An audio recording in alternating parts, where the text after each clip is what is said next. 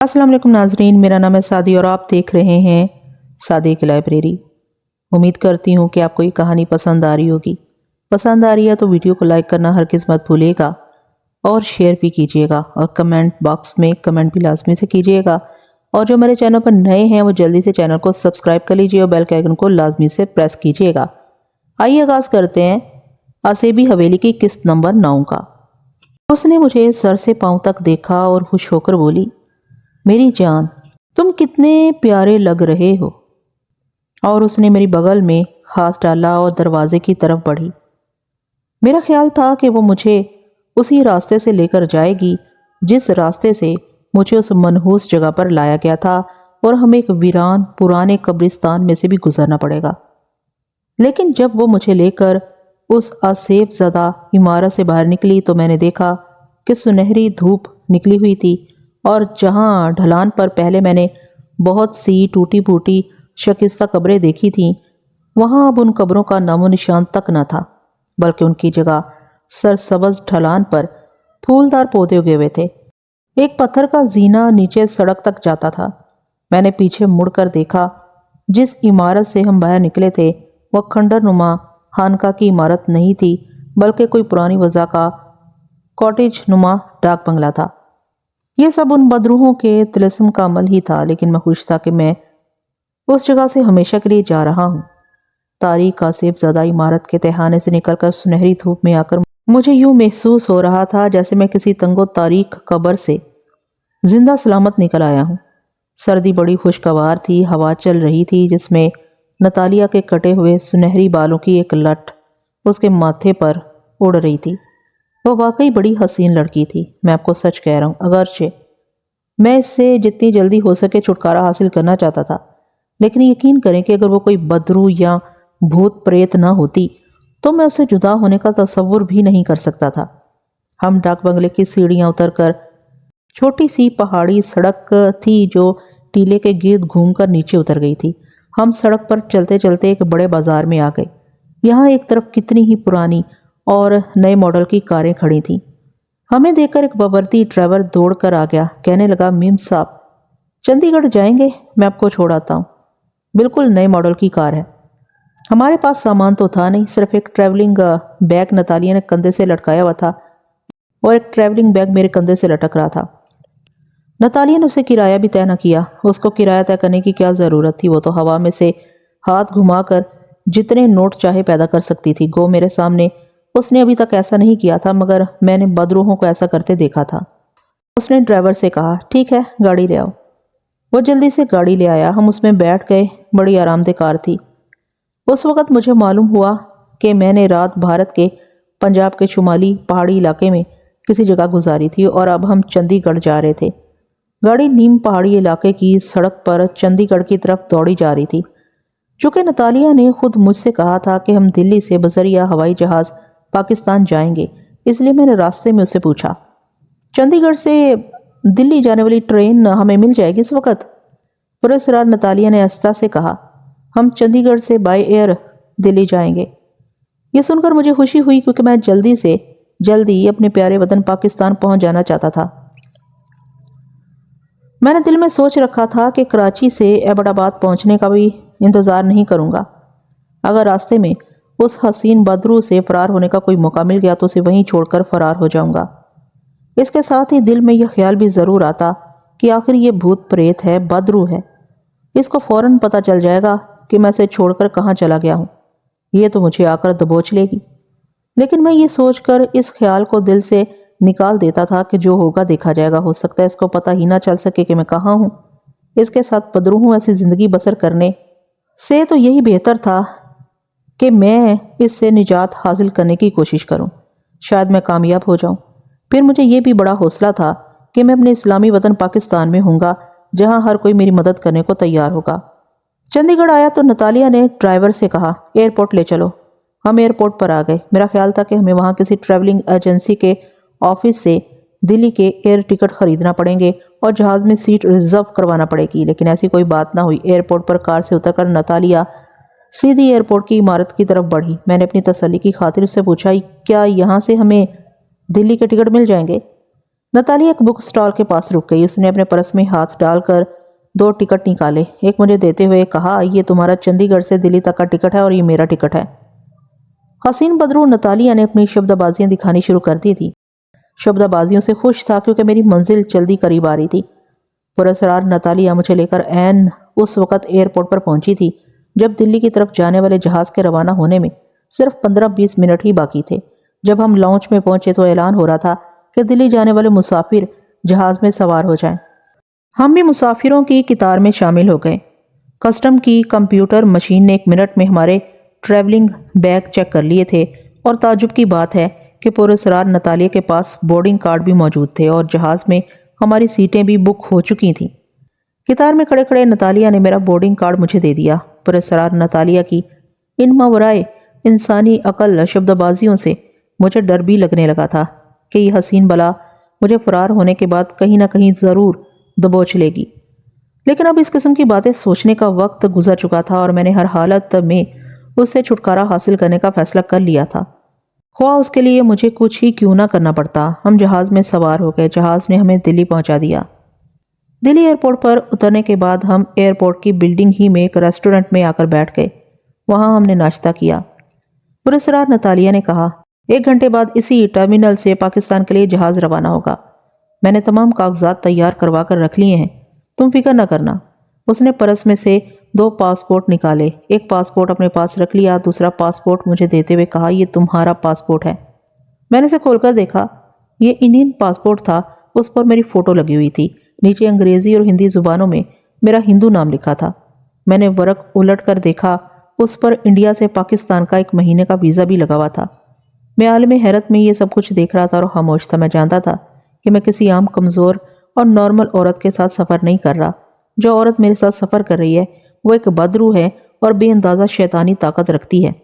पुरस्कार नतालिया मेरा हाथ थाम कर मुझसे प्यार मोहब्बत की बातें करने लगी। मैं उसकी मोहब्बत का जवाब मोहब्बत ही से देता रहा। मैं इसके सिवा और कुछ नहीं कर सकता था। फिर उसने अपनी घड़ी पर निगाह डाली और बोली, चलो मेरी जान, वक्त हो गया है। वहाँ से हम एक दूसरे लॉन्च की तरफ बढ़े। उसे सब मालूम था कि कहाँ जाना है। लॉन्च के बाहर सिक्योरिटी गार्ड खड़े थे। उन्होंने हमारे पासपोर्ट देखे, हमारा सामान चेक किया, हमसे कुछ सवाल पूछे जिनके जवाब हमने दिए। हमें आगे जाने की इजाज़त मिल गई। हमारे पास इंडियन पासपोर्ट थे, इसलिए हमसे ज़्यादा पूछगछ नहीं की गई। सामान के अलावा हमारी भी अलग अलग तलाशी बड़ी सख्ती से ली गई थी। हम कस्टमर के काउंटर पर आ गए। वहाँ पाकिस्तान जाने वाले कुछ और मुसाफिर भी खड़े अपने अपने कागजात चेक करवा रहे थे। हमने भी पासपोर्ट आगे कर दिए। कस्टम ऑफिसर ने मेरा पासपोर्ट खोलकर गौर से देखा, फिर मेरी तरफ घूर कर देखा और मुख्तलिफ सवाल करने लगा। पाकिस्तान क्यों जा रहे हो, किसके पास ठहरोगे, वगैरह वगैरह। मैंने यही कहा कि हम दोनों मियाँ बीवी हैं, पाकिस्तान की सैर व सियाहत करने जा रहे हैं, 10-15 दिनों में वापस आ जाएंगे। नतालिया से भी इसी किस्म के सवाल पूछे गए।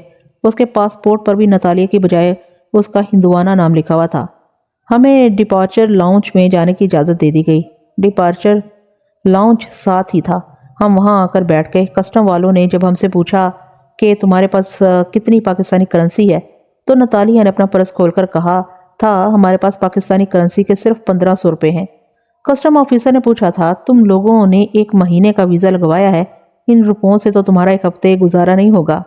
पुरस्कार नतालिया ने कहा था कि वहाँ हमारे जानने वाली एक फैमिली है, हम उनके यहाँ जाकर ठहरेंगे और हमारे पैसे बहुत कम खर्च होंगे। लॉन्च में आने के बाद पुरस्कार नतालिया ने मुझे 1000 रुपये के पाकिस्तानी करेंसी के नोट देते हुए कहा, ये तुम अपने पास रख लो, किसी भी वक्त कोई ज़रूरत पड़ सकती है।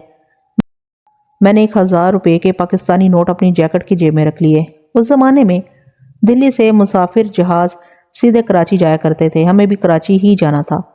नतालिया ने कहा, कराची से हम बजरिया रेल रावलपिंडी और वहाँ से बजरिया कार एबटाबाद चले जाएंगे। उसे एक एक रूट का पता था। अभी तक वो मुझे यही तासुर देने की कोशिश कर रही थी कि जो कुछ हो रहा है बड़ी मामूल के मुताबिक कार्रवाई से हो रहा है और उसको पाकिस्तान के सारे शहरों के बारे में पता है, कौन सा शहर किस जगह पर है। और मैं भी उस पर अपनी हैरानी जाहिर नहीं कर रहा था कि उसने एक ही रात में ये सब कुछ कैसे कर लिया कि हम दोनों के पासपोर्ट भी बन गए, उन पर वीज़े भी लग गए और पाकिस्तानी करेंसी भी हासिल हो गई। मुझे पाकिस्तान पहुंचने से गरज थी और पाकिस्तान अब थोड़ी ही दूर रह गया था। آخر پاکستان کو جانے والے جہاز کی روانگی کا بھی اعلان ہو گیا۔ ہم دوسرے مسافروں کے ساتھ انڈین ایئر لائنز کے جہاز میں سوار ہو گئے۔ کچھ دیر کے بعد جہاز ٹیک آف کر گیا اور اس نے اپنا رخ پاکستان کے شہر کراچی کی طرف کر لیا۔ پراسرار نتالیہ میرے ساتھ والی سیٹ پر ہی بیٹھی تھی۔ جہاز میں ہم نے دوپہر کا کھانا کھایا۔ آخر ہم کراچی پہنچ گئے۔ پاکستان کی سرزمین پر اتر کر اور ایئرپورٹ پر پاکستان کا ہلالی پرچم لہراتا دیکھ کر میں بیان نہیں کر سکتا کہ مجھے کس قدر خوشی ہوئی۔ مجھے ایسے لگا جیسے میں اپنے بہن بھائیوں کے پاس آ گیا ہوں اور اب کوئی دشمن، کوئی بدرو میرا کچھ نہیں بگاڑ سکتی۔ پراسرار نتالیہ میرے ساتھ تھی۔ میں نے پاکستان کی سرزمین پر قدم رکھتے ہی فرار ہونے کے مواقع تلاش کرنے شروع کر دیے تھے، لیکن میں یہ بھی نہیں چاہتا تھا کہ جلدی میں کوئی غلط قدم اٹھا کر دوبارہ اسی مصیبت میں پھنس جاؤں۔ میں نتالیہ سے اس طرح الگ ہونا چاہتا تھا کہ اسے میرے فرار ہونے کا کم از کم 10-12 گھنٹوں تک علم نہ ہو سکے اور اس دوران میں مجھے اس سے زیادہ دور نکل جانے کا موقع مل جائے۔ یہ اس صورت میں ممکن تھا کہ جب وہ رات کو گہری نیند سو رہی ہو تو میں چپکے سے نکل جاؤں، لیکن سوال یہ تھا کہ کیا وہ رات کو سوتی بھی تھی؟ شادی کی پہلی رات وہ تقریباً ساری رات مجھ سے باتیں کرتی رہی تھی، اور شاید رات کے پچھلے پہر جب میں سو گیا تو وہ لیٹ ضرور گئی تھی، مگر مجھے یقین ہے کہ وہ جاگ رہی تھی اور میرے سو جانے کے بعد وہاں سے چلی گئی تھی۔ یہ بدروحیں اور بھوت پریت سویا نہیں کرتے۔ تجربے نے مجھے یہی بتایا تھا۔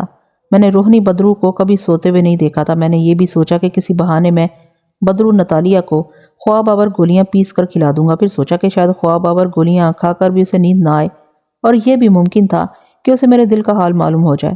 پھر تو وہ مجھے ایسا جکڑے گی کہ میں شاید ساری عمر اس کی قید سے آزاد نہ ہو سکوں گا۔ بہرحال مجھے اس سے بھاگنے کی ایک کوشش ہر حالت میں کرنی تھی۔ اس کے بعد جو ہو سو ہو، میرے لیے یہی ایک راستہ باقی رہ گیا تھا۔ ایئرپورٹ پر پاکستانی کسٹم پوسٹ پر بھی ہماری پوری چیکنگ ہوئی۔ پراسرار نتالیہ نے خود کو بھی اور مجھے بھی ہندو ظاہر کیا ہوا تھا۔ پاسپورٹ پر میرا نام پرکاش کھنہ لکھا ہوا تھا۔ نتالیہ مسز پرکاش کھنہ بن گئی تھی۔ ضروری چیکنگ کے بعد ہم سے پوچھا گیا کہ ہم پاکستان میں پہلے کہاں جائیں گے۔ نتالیہ نے بتایا کہ ہم پہلے لاہور جائیں گے اور وہاں کانٹیننٹل ہوٹل میں ایک ہفتہ قیام کر کے لاہور شہر کی سیر کریں گے۔ وہاں سے ہم راولپنڈی جائیں گے۔ نتالیہ نے کہا وہاں میرے ماتا پتا جی کے ایک پرانے مسلمان دوست راجہ گل زمان ہیں، ہم 2 دن ان کے پاس ٹھہریں گے، اس کے بعد ایبٹا آباد جا کر ویزے کے باقی دن وہیں گزاریں گے۔ ہمیں کہا گیا کہ لاہور جاتے ہی چیرنگ کراس تھانے میں رپورٹ کریں۔ اس کے بعد ہم ایئرپورٹ سے باہر آ گئے۔ وہاں سے ہم نے ٹیکسی پکڑی اور سیدھے کراچی کے ریلوے اسٹیشن پر پہنچ گئے۔ معلوم ہوا کہ شام کے وقت ایک ایکسپریس ٹرین لاہور جا رہی ہے۔ نتالیہ نے کہا میرے ساتھ آؤ، ٹکٹ لے آتے ہیں۔ میں نے محسوس کر لیا تھا کہ وہ مجھے زیادہ اپنے ساتھ رکھنا چاہتی تھی۔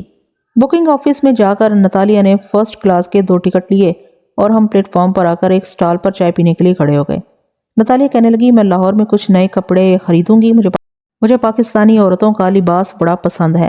میں نے سوچا کہ میں نتالیہ کو لاہور کے نارکلی بازار میں شاپنگ کے لیے لے جاؤں گا اور وہیں کسی بہانے غائب ہو جاؤں گا۔ اس سے چھٹکارا حاصل کرنے کے لیے یہ میرے لیے بڑا سنہری موقع بن سکتا تھا۔ جب لاہور جانے والی ٹرین پلیٹ فارم پر آ کر رکی تو دوسرے مسافروں کے ساتھ ہم بھی ٹرین میں سوار ہو گئے۔ ہمارا فرسٹ کلاس کا کمپارٹمنٹ تھا۔ ہمارا سفر بڑا آرام سے کٹا۔ ہم جس وقت لاہور پہنچے دن ڈھلنا شروع ہو گیا تھا۔ ایک مدت بعد اپنے شہر لاہور آ کر مجھے بڑی خوشی ہوئی تھی۔ اسٹیشن سے باہر نکلے تو میں نے نتالیہ سے کہا ہمیں ہوٹل کانٹیننٹل میں ٹھہرنا ہے۔ اسی علاقے میں چیرنگ کراس تھانہ لگتا ہے، ہمیں سب سے پہلے وہاں جا کر رپورٹ کرنی ہوگی۔ نتالیہ کہنے لگی اس کی ضرورت تو نہیں ہے، لیکن تم کہتے ہو تو تھانے چل کر رپورٹ کر دیں گے۔ مجھے معلوم تھا کہ اس بدرو کو تھانے جانے کی کیا ضرورت ہے، لیکن وہ مجھے ابھی تک یہی تاثر دے رہی تھی کہ وہ کوئی بدرو نہیں ہے۔ اسٹیشن سے ہم سیدھا چیرنگ کراس تھانے آ گئے۔ تھانے میں موجود کانسٹیبل محرر نے ہمارے پاسپورٹ بڑے غور سے دیکھے، پھر پوچھا کہ ہم پاکستان کیوں آئے ہیں، ہوٹل میں کیوں ٹھہرے ہیں، کہاں جائیں گے وغیرہ وغیرہ۔ ہم نے تمام سوالوں کا اسے تسلی بخش جواب دیا۔ اس نے کہا ٹھیک ہے، لاہور سے ایبٹ آباد جاتے ہوئے ہمیں رپورٹ کر کے جائیں۔ نتالیہ نے کہا شکریہ، ہم ضرور رپورٹ کر کے جائیں گے۔ وہاں سے ہم ٹیکسی میں سوار ہو کر ہوٹل میں آ گئے۔ یہاں ایک کمرہ ہم نے میاں بیوی یعنی پرکاش کھنہ اور مسز پرکاش کھنہ کے نام سے لے لیا۔ بڑے آرام سے ہم نے غسل کیا، تازہ دم ہو کر نیچے لابی میں بیٹھ کر چائے پینے لگے۔ نتالیہ کہنے لگی ہم ابھی انارکلی جائیں گے، میں اپنے لیے گرم جرسی خریدنا چاہتی ہوں، ایبٹ آباد میں سردی ہوگی، تم بھی سویٹر خرید لینا۔ پہلے میں نے سوچا تھا کہ نئے کپڑے خریدوں گی، مگر یہاں زنانہ ریڈی میڈ کپڑے تو ملیں گے نہیں، ساڑیاں پہننے کا یہاں رواج نہیں ہے۔ ہم چائے پیتے ہوئے باتیں کر رہے تھے، میں نے دیکھا کہ ایک آدمی کچھ فاصلے سے بیٹھا ہے اور تھوڑی تھوڑی دیر بعد ہمیں دیکھ لیتا ہے۔ میں سمجھ گیا کہ یہ CID کا آدمی ہے۔ ہندوستان سے کوئی بھارتی آتا ہے تو اس کی ضرور نگرانی کی جاتی ہے۔ ہندوستان میں بھی کوئی پاکستانی جاتا ہے تو وہاں کی CID اس کی نگرانی کرتی ہے۔ میں نے کوئی خیال نہ کیا، مگر یہ خیال ضرور آیا کہ جب میں نارکلی بازار نتالیہ سے الگ ہو گیا تو ممکن ہے یہ CID والا نتالیہ کو چھوڑ کر میرے پیچھے لگ جائے، میرے لیے ایک نئی مصیبت کھڑی ہو سکتی تھی۔ پھر میں نے سوچا کہ میں اس کو ساری کہانی بیان کر دوں گا اور بتا دوں گا کہ میں ہندوستانی نہیں ہوں اور ہندو بھی نہیں ہوں، بلکہ پاکستانی ہوں، مسلمان ہوں۔ یہ بھی ہو سکتا تھا کہ اسے میری بات کا یقین نہ آئے۔ لاہور میں میرا کوئی رشتہ دار وغیرہ بھی نہیں تھا۔ میں نے سوچ کر آخر یہی فیصلہ کیا کہ مجھے لاہور میں نتالیہ سے الگ نہیں ہونا چاہیے۔ یہ کام مجھے کسی دوسرے شہر مثلاً راولپنڈی پہنچ کر کرنا چاہیے جب یہ CID والا وہاں نہ ہو، کیونکہ مجھے یقین تھا یہ خفیہ کا آدمی لاہور میں ہی رہ جائے گا۔ ہم ہوٹل سے نکل کر انارکلی آ کے یہاں ہم نے اپنے لیے گرم جرسیاں وغیرہ خریدی۔ وہ بالکل ایسے ظاہر کر رہی تھی جیسے وہ ایک عام گھریلو عورت ہے اور بدروحوں اور بھوت پریت کی دنیا سے اس کا کوئی تعلق ہی نہیں ہے۔ ایک رات ہم ہوٹل میں رہے، دوسرے دن ہم بذریعہ ریل کار صبح راولپنڈی روانہ ہو گئے۔ اس وقت مجھے CID والا کوئی آدمی اپنے آس پاس نظر نہیں آیا تھا، شاید وہ ہمیں اسٹیشن پر چھوڑ کر واپس چلا گیا تھا۔ راولپنڈی ہم دن کے 1 بجے پہنچے۔ وہیں اسٹیشن کے فرسٹ کلاس میں ڈائننگ روم میں بیٹھ کر ہم نے کھانا کھایا۔ وہاں سے ہمیں ایک پرائیویٹ ٹیکسی لے کر ایبٹ آباد پہنچنا تھا۔ راولپنڈی پہنچتے ہی میں نے نتالیہ سے بھاگ جانے کے مواقع تلاش کرنے شروع کر دیے تھے، لیکن میں رات کے وقت فرار ہونا چاہتا تھا جس وقت نتالیہ بدرو سو رہی ہو، تاکہ اسے میرے فرار کا صبح کو علم ہو اور مجھے اسے دور نکل جانے کا موقع مل جائے۔ اس کے لیے راولپنڈی میں ایک رات قیام کرنا ضروری تھا۔ چنانچہ میں نے نتالیہ سے کہا، نتالیہ، میں سفر کی وجہ سے بڑا تھک گیا ہوں، آگے بھی ایبٹ آباد تک ٹیکسی کا سفر ہے، میں چاہتا ہوں کہ ایک رات راولپنڈی میں آرام کر لوں۔ نتالیہ بدرو کہنے لگی، اگر تم چاہتے ہو تو کسی ہوٹل میں ایک رات ٹھہر جاتے ہیں، کل ایبٹ آباد چلیں گے۔ میں نے کہا، یہ صدر میں شور ہوٹل بڑا اچھا ہوٹل ہے، وہاں ٹھہر جائیں گے۔ اس زمانے میں شور ہوٹل کا شمار پنڈی کے کلاس 1 ہوٹلوں میں ہوتا تھا۔ اسلام آباد پاکستان کا نیا دارالحکومت ضرور بن چکا تھا، مگر ابھی وہ تکمیل کے آخری مراحل میں تھا اور نئے ہوٹل بن رہے تھے، نئی عمارتیں بھی بن رہی تھیں۔ ہم نے شور ہوٹل میں ایک ڈبل بیڈ والا کمرہ لے لیا، دوپہر کا کھانا کھا کر شہر کی سیر کرنے نکل گئے۔ شام کو واپس آ کر چائے پی اور باتیں کرنے لگے۔ رات ہو گئی تو رات کا کھانا کھا کر ہم آرام کرنے کے لیے لیٹ گئے۔ میں اب نتالیہ بدرو کے سو جانے کا انتظار کر رہا تھا۔ میں جاگ رہا تھا۔ نتالیہ پلنگ پر ہلکا سا کمبل اوپر لیے منہ دوسری طرف کر کے لیٹی ہوئی تھی۔ میں پلنگ پر لیٹا تھوڑی دیر بعد دیوار پر لگے کلاک کو دیکھ لیتا تھا۔ ابھی رات کے 10 بجے تھے۔ کمرے میں دھیمی روشنی والا لیمپ روشن تھا۔ رات گزرتی جا رہی تھی، میں جاگ رہا تھا۔ مجھے نیند آنے کا سوال ہی پیدا نہیں ہوتا تھا۔ جب رات آدھی گزر گئی تو مجھے نتالیہ کے ہلکے خراٹوں کی آواز سنائی دی۔ میں بڑی احتیاط کے ساتھ آواز پیدا کیے بغیر پلنگ سے اٹھ کر کلوزسٹ روم میں گیا۔ وہاں میں نے پتلون، قمیض اور جیکٹ اور بوٹ پہنے اور دبے پاؤں کمرے سے باہر نکل گیا۔ سردیوں کا موسم شروع ہو چکا تھا۔ میں نے جیکٹ کے بٹن بند کیے اور ریلوے اسٹیشن کی طرف چلنے لگا۔ میں نے اپنی جیب میں سے بٹوا نکال کر دیکھا، میرے پاس نتالیہ کے دیے ہوئے 2000 روپے اسی طرح پڑے تھے۔ یہ اس زمانے میں کافی رقم ہوا کرتی تھی۔ مجھے ہوٹل سے ذرا فاصلے پر ہی ایک ٹیکسی مل گئی۔ میں اس میں بیٹھ کر اسٹیشن پر آ گیا۔ اسٹیشن پر آ کر معلوم ہوا کہ لاہور کی طرف کوئی گاڑی نہیں جا رہی۔ وہاں سے میں ایک اور اڈے پر آ گیا۔ لاری اڈے سے لاہور کی طرف رات کے 1 بجے آخری لاری جایا کرتی تھی۔ وہ لاری مجھے مل گئی اور میں اس میں بیٹھ گیا۔ لاری میں بیٹھنے کے بعد مجھے محسوس ہوا کہ ایک آدمی نے مجھے لاری میں سوار ہوتے گھور کر دیکھا تھا اور میرے ساتھ ہی لاری میں سوار ہو گیا تھا۔ مجھے شک ہوا کہ شاید یہ CID کا آدمی ہے اور چونکہ میں انڈیا سے آیا ہوں اس لیے میرا پیچھا کرنے لگا ہے، جو اس کی ڈیوٹی ہے۔ مگر میں اپنے وطن پاکستان میں تھا، میں پاکستانی تھا اور مسلمان تھا، مجھے کوئی فکر نہیں تھی۔ لاری لاہور کی طرف روانہ ہو گئی۔ لاری جہلم پہنچی تو میں دوسرے مسافروں کے ساتھ چائے پینے کے لیے اترا۔ وہ آدمی بھی میرے ساتھ ہی اترا۔ میں دیکھ رہا تھا کہ وہ مجھے اپنی نظروں میں رکھے ہوئے ہے۔ میں نے کوئی خاص خیال نہ کیا۔ لاری لاہور پہنچی تو صبح ہو رہی تھی۔ میں بڑا مطمئن تھا کہ نتالیہ بدرو کو میرے فرار کا ابھی تک علم نہیں ہوا، اور اب اگر ہو بھی گیا ہوگا تو میں اسے بہت دور نکل آیا تھا۔ میرا پروگرام لاہور سے سیدھا کراچی جانے کا تھا تاکہ میں نتالیہ سے جتنی دور جا سکتا ہوں چلا جاؤں۔ میں لاری اڈے سے ایک ٹیکسی لے کر سیدھا ریلوے اسٹیشن آ گیا۔ کراچی جانے والی گاڑی میں ابھی دیر تھی۔ میں ریفریشمنٹ روم میں آ گیا اور ناشتہ کرنے لگا۔ ناشتے کے بعد چائے پی رہا تھا کہ وہی CID والا آدمی جو پنڈی سے میرے ساتھ لاری میں سوار ہوا تھا 2 سپاہیوں کے ساتھ اندر آ گیا۔ وہ سیدھا میرے پاس آیا اور بولا، تمہارا نام کیا ہے؟ میں نے کہا فیروز۔ اس نے کہا مگر تم انڈیا سے 2 روز پہلے پاکستان میں داخل ہوئے ہو اور انڈین پاسپورٹ پر آئے ہو اور تمہارا نام پرکاش کھنہ ہے۔ میں نے ہنس کر کہا بالکل غلط، میں پاکستانی ہوں، مسلمان ہوں اور میرا نام فیروز ہے۔ اس نے کہا تم جھوٹ بولتے ہو، تمہارے ساتھ تمہاری بیوی مسز پرکاش کھنہ بھی تھی۔ میں نے کہا میری کوئی بیوی نہیں ہے، میں شادی شدہ نہیں ہوں۔ اس نے ایک سپاہی سے کہا اس کی تلاشی لو۔ سپاہی میری تلاشی لینے لگا۔ میری جیکٹ کی اندر والی جیب میں سے میرا انڈین پاسپورٹ نکل آیا۔ یہ مصیبت نتالیہ نے میرے گلے میں ڈال دی تھی۔ اس نے میرا پاسپورٹ میری جیکٹ میں ڈال کر کہا تھا اسے جیکٹ ہی میں رکھنا، یہ غیر ملک ہے، یہاں کسی وقت بھی یہ دکھانا پڑ سکتا ہے، اور مجھ سے یہ غلطی ہوئی تھی کہ شور ہوٹل سے فرار ہوتے وقت میں نے پاسپورٹ نکال کر وہاں نہیں پھینکا تھا۔ مجھے یاد ہی نہیں رہا تھا کہ میرا انڈین پاسپورٹ جو نتالیہ نے خدا جانے کس جن بھوت کے ذریعے بنوایا تھا میری جیکٹ میں ہی ہے، اور انڈین پاسپورٹ برآمد ہونے کے بعد یہ ثابت ہو گیا تھا کہ میں انڈین نیشنل ہوں، ہندو ہوں اور میرا نام پرکاش کھنہ ہے۔ پاسپورٹ پر باقاعدہ میری تصویر لگی ہوئی تھی اور نیچے میرا نام لکھا ہوا تھا، وہاں میرے دستخط بھی تھے۔ سی آئی ڈی والے نے سپاہیوں سے کہا اسے تھانے لے چلو۔ میں نے کہا میرا میڈیکل معائنہ کروا لے، میں ہندو نہیں ہوں، میں مسلمان ہوں۔ اس نے کہا پاکستان میں بھارت کے ایسے جاسوس بھی جاسوسی کرنے آتے ہیں جن کے مسلمانوں کی طرح اسپتال میں ختنے کرا دیے جاتے ہیں تاکہ ان پر ہندو ہونے کا کسی کو یقین ہی نہ آئے۔ تم بھی انہی بھارتی جاسوسوں میں سے ہو۔ ہم نے ایسے 2 جاسوس پہلے پکڑے تھے، تھانے چلو۔ میں کیا کرتا، بھاگ بھی نہیں سکتا تھا۔ دونوں سپاہیوں نے مجھے پکڑ رکھا تھا۔ وہ مجھے ریفریشمنٹ روم سے باہر پلیٹ فارم پر لے آئے۔ پلیٹ فارم پر پہلے سے 2 سپاہی موجود تھے، ان میں سے ایک کے پاس ہتھ کڑی تھی۔ اسی وقت مجھے ہتھ کڑی لگا دی گئی اور پولیس مجھے لے کر اسٹیشن سے باہر آ گئی۔ میں بڑا پریشان ہوا، کچھ سمجھ میں نہیں آتا تھا کہ کیا کروں اور کیا نہ کروں۔ پولیس مجھے سیدھی چیئرنگ کراس تھانے لے آئی۔ وہاں میرا پاکستان میں داخلے کا باقاعدہ اندراج ہو چکا تھا۔ مجھے اسی وقت حوالات میں بند کر دیا گیا۔ 1 گھنٹے بعد ایک پولیس انسپیکٹر آیا۔ اس نے مجھے حوالات کی سلاخوں میں سے دیکھا اور اپنے ساتھ آئے ہوئے کانسٹیبل سے کہا اسے لے کر آؤ۔ کانسٹیبل مجھے ہتھ کڑی لگا کر تھانے کے کمرے میں لے آیا۔ وہاں پولیس انسپیکٹر موجود تھا۔ میں اس کے سامنے میز کے پاس کھڑا ہو۔ اس نے کانسٹیبل کو باہر بھیج دیا اور مجھ سے کہا یہ بات ثابت ہو گئی ہے کہ تم انڈیا کے جاسوس ہو۔ جس عورت کو اپنی بیوی بنا کر اپنے ساتھ لائے تھے، ہم نے پنڈی کے ہوٹل میں چھاپا مار کر گرفتار کرنے کی کوشش کی تھی مگر وہ فرار ہونے میں کامیاب ہو گئی ہے، مگر ہم اسے بہت جلد گرفتار کر لیں گے۔ یہ بتاؤ پاکستان میں تمہارے انڈین جاسوس ساتھی کہاں کہاں پر ہیں؟ میں نے کہا جناب میں بالکل سچ کہہ رہا ہوں، میں بھارتی جاسوس نہیں ہوں، میں مسلمان ہوں، پاکستانی ہوں۔ کیا میں پاکستان کے وقت مشرقی پنجاب سے ہجرت کر کے لاہور آ کر آباد ہو گیا تھا، پھر بمبئی اپنے دوست کے پاس کچھ دنوں کے لیے چلا گیا اور وہیں ایک ایسی مصیبت میں پھنس گیا کہ جس کو سن کر آپ کو بھی یقین نہیں آئے گا۔ پولیس انسپیکٹر نے کہا اس قسم کی فضول باتیں کرنے میں اپنا اور ہمارا وقت ضائع نہ کرو۔ یہ بات ثابت ہو چکی ہے کہ تمہارا تعلق انڈیا کے ان جاسوسوں سے ہے جو ہندو ہوتے ہیں مگر جن کے آپریشن کے ذریعے ختنے کروا دیے جاتے ہیں اور مسلمان بنا کر پاکستان میں جاسوسی کرنے کے لیے بھیجا جاتا ہے۔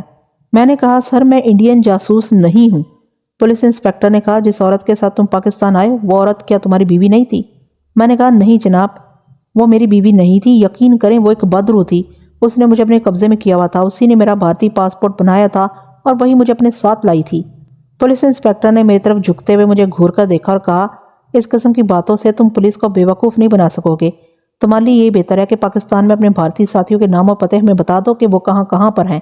میں نے کہا انسپیکٹر صاحب یقین کریں نہ میں انڈین جاسوس ہوں نہ ہی انڈیا سے میرا کوئی تعلق ہے۔ میں ایک بڑی بھیانک مصیبت میں پھنس گیا تھا جس سے بڑی مشکل سے نکل کر آ رہا ہوں۔ جو عورت میری ساتھ تھی وہ ایک چڑیل تھی، بدرو تھی۔ میرا پاسپورٹ اس نے جن بھوتوں کے ذریعے انڈیا میں بنوایا تھا اس نے مجھ سے زبردستی شادی کر لی تھی کیونکہ میں اسے پسند آ گیا تھا اور میں نے اسے کہا تھا کہ شادی کے بعد میں پاکستان میں ہنی مون بنانا چاہتا ہوں۔ میں اس بہانے اسے پاکستان لانا چاہتا تھا تاکہ یہاں آ کر میں اسے چھٹکارا حاصل کر لوں کیونکہ یہ میرا وطن ہے، یہاں مجھے پناہ مل جائے گی۔ پولیس انسپیکٹر پڑھا لکھا نوجوان تھا، کہنے لگا اگر وہ بدرو تھی تو اسے پاسپورٹ بنوانے کی کیا ضرورت تھی؟ وہ تو تمہیں غائب کر کے اور خود غائب ہو کر بھی پاکستان آ سکتی تھی کیونکہ جن بھوتوں غائب ہو جاتے ہیں۔ میں نے کہا ایسا وہ اس لیے کر رہی تھی کہ وہ مجھ پر ظاہر کرنا چاہتی تھی کہ وہ کوئی بدرو نہیں ہے بلکہ ایک نارمل عورت ہے اور نارمل عورت کی طرح میرے ساتھ زندگی بسر کرنا چاہتی ہے۔ پولیس انسپیکٹر مسکرایا، کہنے لگا تمہیں انڈیا کی خفیہ ایجنسی نے ایک دلچسپ مگر بوگس کہانی کے ساتھ پاکستان میں بھیجا ہے۔ تمہارے دل میں ہم لوگ تمہاری من گھڑنٹ جن بھوت کی کہانی پر اعتبار کر لیں گے؟ ہم مسلمان ہیں، پاکستان اسلامی ملک ہے، ہم لوگ جن بھوتوں کے قائل نہیں ہیں، ہم صرف ایک خدا اس کے رسول اور قرآن پاک کو ماننے والے ہیں۔ یہ جنوں بھوتوں کی کہانی تم ہندوؤں کو ہی سنا سکتے ہو، ہمیں نہیں۔ تمہارے لیے یہی بہتر ہے کہ مجھے سچ سچ بتا دو کہ تم کس مشن پر یہاں بھیجے گئے ہو۔ میں کیا بتاتا، مجھے تو کسی بھی حکومت نے کسی بھی مشن پر نہیں بھیجا تھا مگر میرے بھارتی جاسوس ہونے کے سارے ثبوت پولیس انسپیکٹر کے پاس موجود تھے۔ سب سے بڑا ثبوت میرا انڈین پاسپورٹ تھا جس پر میری فوٹو لگی تھی اور نیچے میرا ہندو نام پرکاش کھنہ لکھا تھا۔ مجھے ایک دوسرے کمرے میں پہنچا دیا گیا۔ ظاہر ہے وہاں مجھ پر تھوڑا بہت تشدد تو ہونا ہی تھا، ایسا ہر ملک میں ہوتا ہے۔ اگر مجھے بھارت میں پاکستانی جاسوس سمجھ کر پکڑ لیا جاتا تو وہاں مجھ پر لازمی طور پر تشدد ہوتا، بلکہ کچھ زیادہ ہی تشدد کیا جاتا۔ رات ہوگی، مجھے تھوڑا بہت کھانے کو دیا گیا، پھر اس کوٹری سے نکال کر ایک دوسری کوٹری میں بند کر دیا گیا جس کا دروازہ لوہے کی سلاخوں والا تھا اور جس کے باہر ایک سپاہی پہرا دے رہا تھا۔ میں ایک بات پر ضرور حیران تھا کہ نتالی ابھی تک میری تلاش میں وہاں نہیں پہنچی تھی۔ اگر وہ آسیبی عورت تھی، بدرو تھی، جس کا مجھے یقین تھا، تو اسے تو اب تک میری مدد کرنے اور دوبارہ اپنے قبضے میں کرنے کے لیے پہنچ جانا چاہیے تھا، لیکن سارا دن گزر گیا، میں گرفتار بھی کر لیا گیا تھا، مجھ پر تھوڑا بہت تشدد بھی ہوا تھا اور اب میں حوالات میں بند تھا، مگر نتالیہ ابھی تک میری مدد کو نہیں پہنچی تھی۔ مجھے کچھ یقین ہوتا جا رہا تھا کہ نتالیہ بدرو یا آسیبی عورت نہیں تھی۔ اگر وہ آسیبی عورت نہیں تھی تو پھر جو آسیبی عورت مجھے میرا ہاتھ پکڑ کر ہوا میں اڑاتے ہوئے نیم مردہ نیم زندہ لوگوں کی عجیب و غریب دنیا سے انڈیا کے شہر چندی گڑھ کے کرسچن قبرستان کی قدیم خانقاہ میں لائی تھی، وہ عورت کون تھی؟ وہ تو یقیناً کوئی بدرو یا آسیبی عورت ہی تھی۔ اس کے گرم سانس کو میں نے اپنے چہرے پر اڑنے سے پہلے محسوس کیا تھا اور اس نے میری گردن کو چوما بھی تھا۔ یہ تو وہی آسیبی لڑکی تھی جس کو روہنی نے متھورا شہر کے ویران شمشان گھاٹ کی کوٹری میں سے غلطی سے آزاد کر دیا تھا، اور جس کے بارے میں روہنی نے مجھے بتایا تھا کہ یہ بڑی ہی خطرناک آسیبی بدرو ہے، لیکن اگر اس نے تمہاری گردن کو چوم لیا تو سمجھ لو وہ تمہیں پسند کرنے لگی ہے، تم اسے پسند آ گئے ہو۔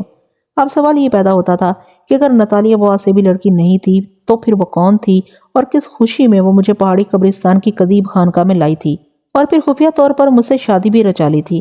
یہ ایک ایسا معمہ تھا جو میری سمجھ سے باہر تھا۔ مجھے روہنی کا بھی خیال ہے کہ وہ پجاری رگھو کی قید میں تھی، خدا جانے وہ کہاں ہوگی، کس حال میں ہوگی۔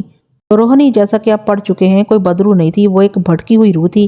جھانسی کے مسلمان مغل صوبیدار شہزادہ شیروان نے اسے شادی کر لی تھی اور وہ اپنی رضامندی سے مسلمان ہو گئی تھی، اور شہزادے نے اس کا نام سلطانہ رکھ دیا تھا۔ سلطنت کے کاہن پجاری رگھو نے ایک سازش کے تحت روہنی عرف سلطانہ کو قتل کروا کر اس کی روح کو کالے جادو کے ذریعے ایک مرتبان میں بند کر کے چبوترے کی دیوار میں دفن کر دیا تھا۔ میں نے وہاں سے مرتبان نکال کر روہنی کی روح کو نداستگی میں آزاد کر دیا تھا، جس کی وجہ سے رگھو پجاری کی بدرو میری جانی دشمن بن گئی تھی۔ وہ روہنی کی روح کو بھی دوبارہ اپنے قبضے میں کرنے کی سر توڑ کوشش کر رہی تھی اور اس کے پیچھے لگی ہوئی تھی۔ آخر جیسا کہ آپ کو میں پہلے بیان کر چکا تھا، متھورا کے قریب پرانے شمشان گھاٹ پر پجاری رگھو کی بدرو کا مقابلہ کرتے ہوئے روہنی عرف سلطانہ کی روح شکست کھا گئی اور پجاری رگھو نے اسے دوبارہ اپنے قبضے میں کر لیا۔ اسی قدیم شمشان گھاٹ کی کوٹری میں آسیبی لڑکی کی بدرو بھی ایک مٹکے میں بند تھی، جس کو روہنی نے غلطی سے آزاد کر دیا۔ یہ لڑکی ایک آسیب تھا یا آسیب لڑکی تھی، جس کے بارے میں روہنی نے مجھے بتایا تھا کہ آسیب بدروہوں اور چڑیلوں سے بھی زیادہ خطرناک ہوتا ہے، مگر اتفاق سے اس آسیبی لڑکی کو میں پسند آ گیا اور بعد میں وہ مجھے آدھے زندہ آدھے مردہ لوگوں کے قبرستان سے اڑا کر بھارت کے شمالی پہاڑی علاقے کی طرف لے گئی۔ یہی معمہ میری سمجھ میں نہیں آ رہا تھا کہ اگر نتالیہ یہ آسیبی لڑکی نہیں ہے تو پھر یہ کون ہے، اور آسیبی لڑکی مجھے اس کرسچن قبرستان کی خانقاہ میں چھوڑنے کے بعد کہاں چلی گئی تھی۔ نتالیہ کے بارے میں مجھے یقین تھا کہ یہ بھی ایک بدرو ہے، مگر وہ مجھے پسند کرتی ہے اور اسی وجہ سے اس نے مجھ سے بیاہ رچایا، جبکہ میں ہرگز اسے اپنی بیوی سمجھنے پر تیار نہیں تھا۔ اس نے جو میرا انڈین پاسپورٹ بنوا کر میری جیکٹ کی جیب میں ڈال دیا تھا، اس کی وجہ سے میں ایک نئی مصیبت میں گرفتار ہو کر لاہور کے تھانے کی حوالات میں بند کر دیا گیا تھا۔ یہ لوگ مجھے بھارتی جاسوس سمجھنے میں حق بجانب تھے، کیونکہ ایک تو میرا پاسپورٹ انڈیا کا تھا، دوسرے پاسپورٹ پر میری تصویر کے نیچے میرا ہندو نام پرکاش کھنہ لکھا ہوا تھا۔ میں تو نتالیہ کو راول پنڈی کے شور ہوٹل میں چھوڑ کر بھاگ آیا تھا اور انڈیا پاسپورٹ کی وجہ سے پولیس کی قید میں پھنس گیا تھا، لیکن اس بات پر بھی مجھے تعجب تھا کہ غیر انسانی طاقت رکھنے کے باوجود نتالیہ ابھی تک میرے پاس کیوں نہیں پہنچی۔ وہ تو بدرو تھی، بڑی آسانی سے پنڈی سے لاہور اڑ کر آ سکتی تھی اور مجھے اپنے قبضے میں کر کے واپس جہاں چاہے لے جا سکتی تھی۔ دوسری طرف جیسا کہ میں پہلے بیان کر چکا ہوں، مجھے روہنی عرف سلطانہ کی بھٹکی روح کا بھی خیال آ رہا تھا۔ روہنی سے مجھے ایک لگاؤ سا پیدا ہو گیا تھا۔ وہ کئی سالوں سے میرے ساتھ تھی اور اس نے ہر مشکل وقت میں میرا ساتھ دیا تھا اور میری مدد کی تھی، مگر اب وہ خود اپنے اور میرے مشترکہ دشمن پجاری رگھو کی بدرو کے قبضے میں تھی۔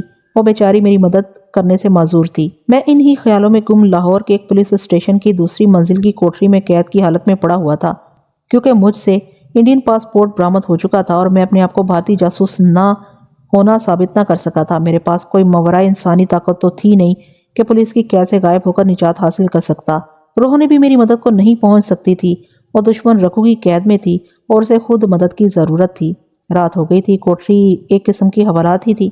दरवाज़ा लोहे की सलाहों वाला था जिसके बाहर एक मसल्ला कांस्टेबल पहरा दे रहा था। कोठरी में कोई बत्ती नहीं लगी हुई थी। अगर कोई बल्ब लगा हुआ भी था तो वह जल नहीं रहा था। कोठरी के बाहर बरामदे में एक बल्ब रोशन था जिसकी रोशनी सलाहों में से गुजरकर कोठरी में मुझ पर पड़ रही थी।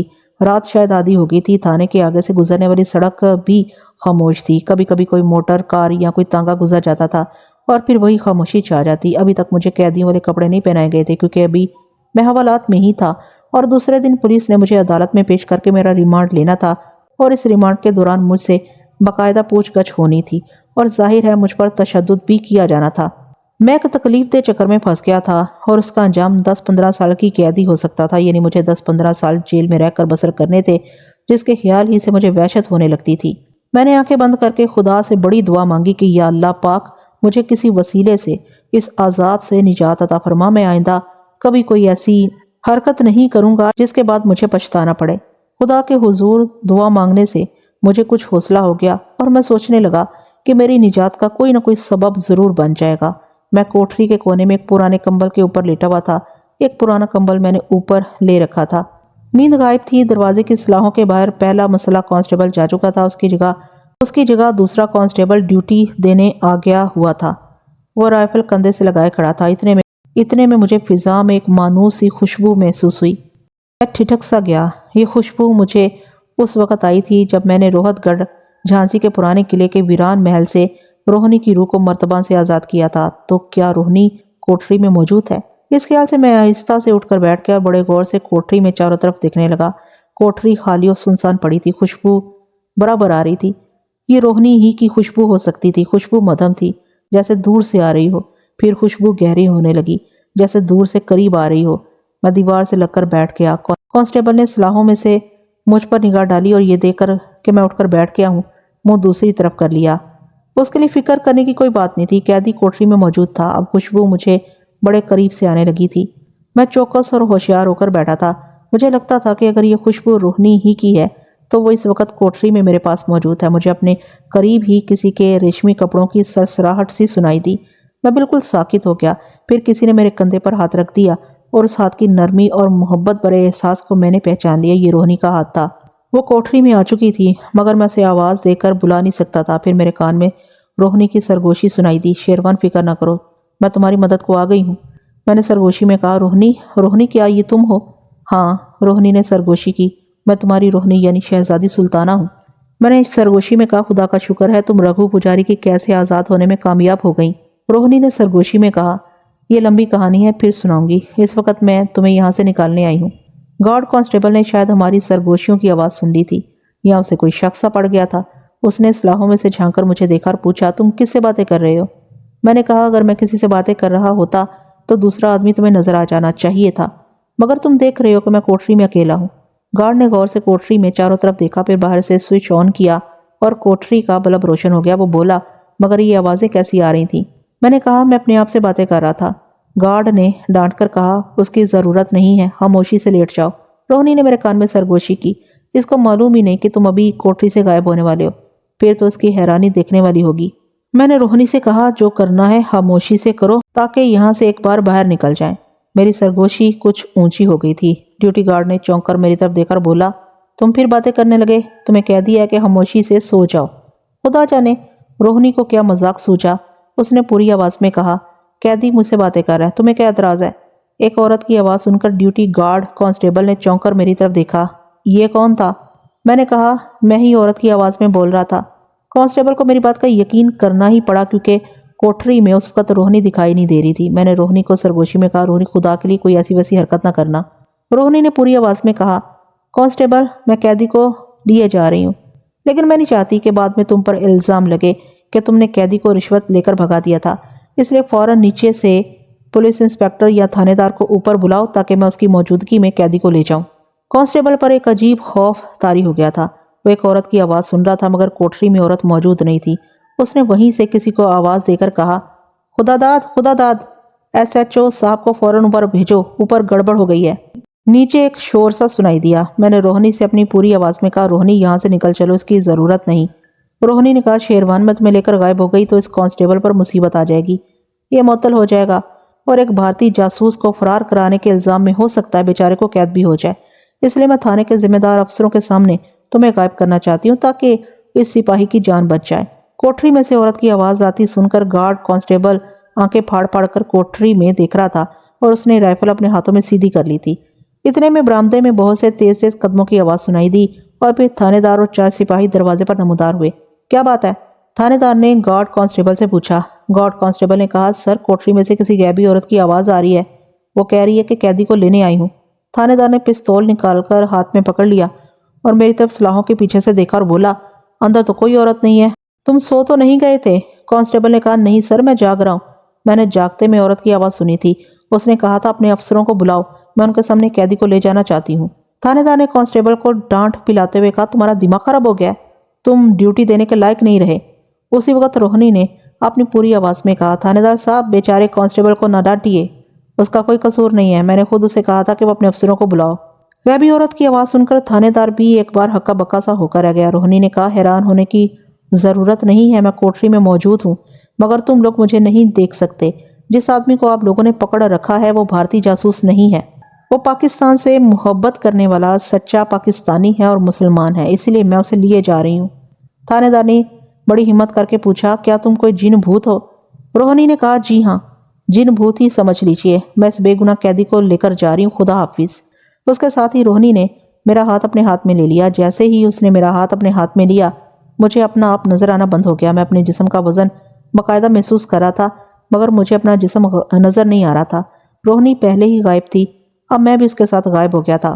اس وقت جس حیرت اور دہشت کے عالم میں کوٹری کے سلاخوں والے دروازے کے باہر کھڑے سپاہی اور تھانے دار کوٹری میں دیکھ رہے تھے، میں اسے نہیں بھول سکتا۔ تب روہنی مجھے ساتھ لے کر فرش سے 4-5 فٹ بلند ہو گئی۔ ہم اپنے غیبی جسموں کے ساتھ دروازے کی سلاخوں میں سے اس طرح گزر گئے جس طرح دھواں سلاخوں میں سے گزر جاتا ہے۔ سپاہی اور تھانے دار سلاخوں کے ساتھ لگے ابھی تک کوٹری میں ہی بت بنے دیکھ رہے تھے۔ ہم ان کے درمیان سے اس طرح سلاخوں میں سے نکل گئے تھے جیسے ہوا کا جھونکا نکل جاتا ہے۔ ہمارے جانے کے بعد ان کا کیا حال ہوا اس کی مجھے خبر نہیں ہے۔ میں روہنی کے ہاتھ میں ہاتھ دیے پولیس ہیڈ کوارٹر کی دوسری منزل سے نیچے آنے کی بجائے سین کے درختوں کے اوپر سے ہو کر جا رہا تھا۔ میں نے روہنی سے پوچھا، روہنی تمہیں معلوم ہے میرے ساتھ کیا گزری؟ روہنی نے کہا، ایک جگہ بیٹھ کر باتیں کریں گے، مجھے معلوم ہے تمہارے ساتھ کیا بیتی تھی، کسی جگہ بیٹھ کر میں تمہیں یہ سناؤں گی کہ میرے ساتھ کیا گزری۔ میں خاموش ہو گیا۔ روہنی سچ کہہ رہی تھی، اسے معلوم ہو گیا تھا کہ میرے ساتھ کیا گزری ہے اور میں کہاں ہوں۔ اگر وہ میری حالت سے بے خبر ہوتی تو میری مدد کو کیسے پہنچتی؟ رات خاموش تھی۔ ہم لاہور کی مال روڈ کے درختوں کے اوپر سے ہو کر لنکٹن مارکیٹ کی طرف جا رہے تھے۔ مال روڈ سنسان پڑی تھی۔ اس زمانے میں رات کے وقت لاہور کی سڑکوں پر ٹریفک بالکل نہیں ہوتی تھی، سڑک کی بتیاں روشن تھیں۔ ہم لنکٹن مارکیٹ کے اوپر سے ہو کر گزر گئے۔ میں نے روہنی سے پوچھا، ہم کہاں جا رہے ہیں؟ روہنی نے کہا، مجھے لاہور شہر میں شہنشاہ جہانگیر کا مقبرہ بہت پسند ہے، ہم جہانگیر کے مقبرے میں بیٹھ کر باتیں کریں گے۔ ہم لنکٹن مارکیٹ سے گورنمنٹ کالج کے اوپر سے ہوتے ہوئے بھاٹی دروازے کی طرف آگئے، وہاں سے ہم نے دریائے راوی کے پل کی طرف رخ کر لیا اور شادرہ پہنچنے کے بعد مقبرہ جہانگیر کو جانے والی چھوٹی سی سڑک کے اوپر آ گئے۔ ابھی یہ سڑک پکی نہیں ہوئی تھی۔ مقبرہ جہانگیر کا دروازہ بند تھا اور چوکیدار ایک طرف بینچ پر لیٹا ہوا تھا۔ ہم بند دروازے میں سے گزر کر مقبرے کے اندر آ گئے۔ عجیب تجربہ تھا یہ۔ آج اس کا تصور کرتا ہوں تو سوچتا ہوں کہ شاید میں نے کوئی خواب دیکھا تھا۔ ہم مقبرہ جہانگیر کے بڑے چبوترے پر ایک طرف درختوں کے نیچے بیٹھ کے روہنی نے میرا ہاتھ چھوڑ دیا اور مجھے اپنا جسم پھر سے دکھائی دینے لگا۔ روہنی اسی طرح غائب تھی، لیکن میں اپنی انسانی حالت میں واپس آ گیا تھا۔ آسمان پر ستارے چمک رہے تھے، مقبرے کے چاروں طرف گہری خاموشی چھائی ہوئی تھی۔ روہنی کہنے لگی، شیروان، کیا تم جے پور کے ویران محل میں میری سہیلی درگا کی بدرو کے پاس گئے تھے؟ میں نے کہا، روہنی، جب میں نے متھرا شہر کے شمشان گھاٹ پر تمہیں پجاری رگھو کے ہاتھوں قید ہوتے اور اس کے قبضے میں جاتے دیکھا تو تمہاری ہدایات کے مطابق میں اسی وقت جان بچا کر وہاں سے بھاگ نکلا، اور میں سمجھ گیا تھا کہ تمہارا کوئی بھی منتر ہمارے دشمن پجاری رگھو کو ہلاک نہیں کر سکا اور اس نے تمہیں اپنے قابو میں کر لیا ہے، اور اب یقیناً وہ مجھے جان سے مارنے کی کوشش کرے گا۔ تو میں وہاں سے فرار ہو کر سیدھا جے پور کے ویران محل میں پہنچا، اور جیسی بھی میری حالت تھی اسی حالت میں جب آدھی رات کو درگا کی بدرو ظاہر ہوئی تو میں نے اسے بتایا کہ روہنی کو پجاری رگھو اغوا کر کے لے گیا ہے اور اس نے مجھے تمہارے پاس مدد کے لیے بھیجا ہے۔ روہنی نے پوچھا، پھر درگا نے کیا جواب دیا؟ میں نے کہا، درگا نے کہا کہ میں پجاری رگھو کی طاقت کا مقابلہ نہیں کر سکتی۔ مجھے افسوس ہے کہ پجاری رگھو نے روہنی کو اپنے قبضے میں کر لیا، لیکن افسوس کہ میں اس کی کوئی مدد نہیں کر سکتی۔ میں نے اسے کہا کہ مجھے کوئی طریقہ بتاؤ کہ میں روہنی کو پجاری رگھو کی کیسے آزاد کرا سکوں۔ پھر اس نے کیا کہا؟ روہنی نے پوچھا۔ میں نے کہا، درگا نے کہا تم عام منشی یعنی عام انسان ہو، تم پجاری رگھو کی جادوئی طاقت کا مقابلہ کرنے کا خیال دل میں نہ لانا۔ روہنی کو اس کے حال پر چھوڑ دو اور مجھے یقین ہے وہ ایک نہ ایک دن پجاری رگھو کی کیسے فرار ہونے میں کامیاب ہو جائے گی۔ میں کیا کہتا وہاں سے واپس چلا گیا۔ روہنی کہنے لگی، درگا نے صحیح کہا تھا، خود مجھے بھی پجاری رگھو کی نئی طاقت کا اندازہ نہیں تھا جو اس کو شیش ناگر نے دے رکھی تھی۔ پجاری رگھو نے اپنی اسی طاقت سے مجھے شکست دی تھی، ورنہ میں نے جس طلسمی منتر سے اس پر حملہ کیا تھا اس کا وار کبھی حالی نہیں جا سکتا تھا۔ لیکن پھر تم اس کیسے فرار ہوئی روہنی؟ میرے سوال کے جواب میں روہنی کہنے لگی، یاد رکھو شیطان کی طاقت کتنی بھی کیوں نہ بڑھ جائے، وہ نیکی کی طاقت کا کبھی مقابلہ نہیں کر سکتی۔ اگر میں بدرو ہوتی تو شاید میں اپنے دشمن رگھو کی کیسے کبھی رہائی حاصل نہ کر سکتی، لیکن شیروان میں بدرو نہیں ہوں بلکہ ایک بھٹکی ہوئی روح ہوں، وہ بھی اس لیے کہ مجھ سے نداستگی میں یعنی انجانے پن میں ایک گناہ سرزد ہو گیا تھا۔ میں اس کی سزا بھگت رہی ہوں۔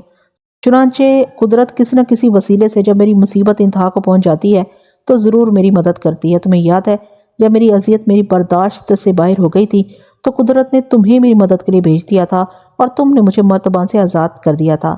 میں نے کہا، لیکن اس کے ساتھ ہی میں بھی تو ایک ایسی مصیبت میں مبتلا ہو گیا تھا جس کو ابھی تک بھگت رہا ہوں۔ روہنی نے کہا، ہو سکتا ہے یہ تمہیں تمہارے گناہ کی سزا مل رہی ہو، بہرحال میری عقل چھوٹی سی ہے، میں یہ مسئلے نہیں سمجھ سکتی۔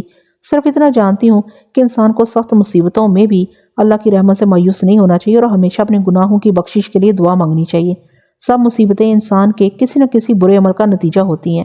بہرحال پجاری رگھو نے مجھے ایک ایسی جگہ بند کر دیا جہاں سے اس دنیا کا کوئی انسان مجھے باہر نہیں نکال سکتا تھا۔ جس طرح اپنے محل کی دیوار میں مرتبان میں بند ہونے کے بعد میں ہر وقت خدا کے حضور اپنے گناہوں کی بخشش کی دعا مانگتی رہتی تھی، اسی طرح جب رگھو نے مجھے زمین کے اندر پاتال کے سب سے گہرے غار میں ایک چھپکلی بنا کر پھینک دیا تو میں یعنی میری بھٹکی ہوئی روح سجدہ ریز ہو کر خدا سے اپنے گناہوں کی بخشش کی دعائیں مانگنے لگی۔